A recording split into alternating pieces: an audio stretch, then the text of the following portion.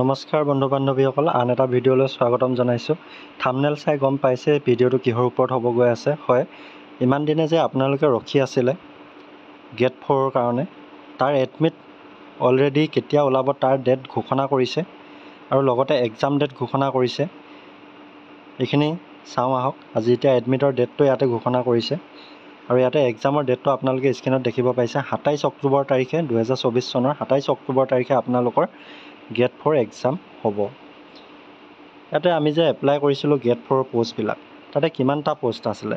প্ৰায় 5000টা পোষ্ট আছিলে। আৰু এইবিলাক কোনে পাতিছে? ষ্টেট লেভেল ৰিক্ৰুইটমেণ্ট তেওঁলোকে পাতিছে। আৰু এইটো পাতিছে board of secondary education Assam, অৰ্থাৎ ছেবা ফালৰ পৰা এই এক্সামটো লোৱা হ'ব। অলৰেডি যিসকলে গেট 3 এক্সাম দিছিলে তেওঁলোকে হয়তো গম পাইছেই। আৰু এনেকুৱা বহুতো কেণ্ডিডেট আছে আমাৰ মাজত যিসকলে গেট 4ও দিছে, থাৰ্ডো দিব। গেট 3ও দিছে, 4ও দিব। ইয়াতে এইখিনি কথাখিনি দিছে। ৰিটেন এক্সাম, এইটো OMR চিট, হয়তো যোনসকলে দিছে গম পাইছে। ইয়াতে এক্সাম ডেটটো দিছে।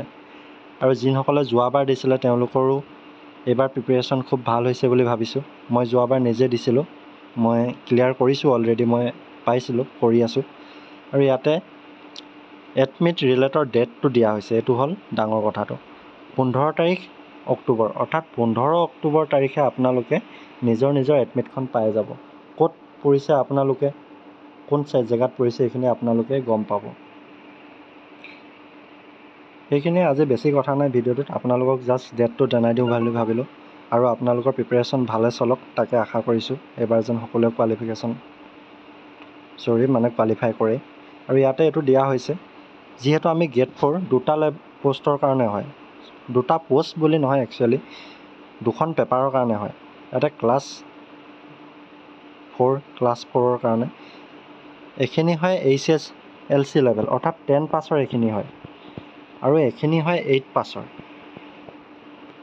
এখন পেপাৰ আপোনালোকে 10 পাছ বুলি দিব পাৰিব আৰু এখন 8 পাছ বুলি দিব পাৰিব।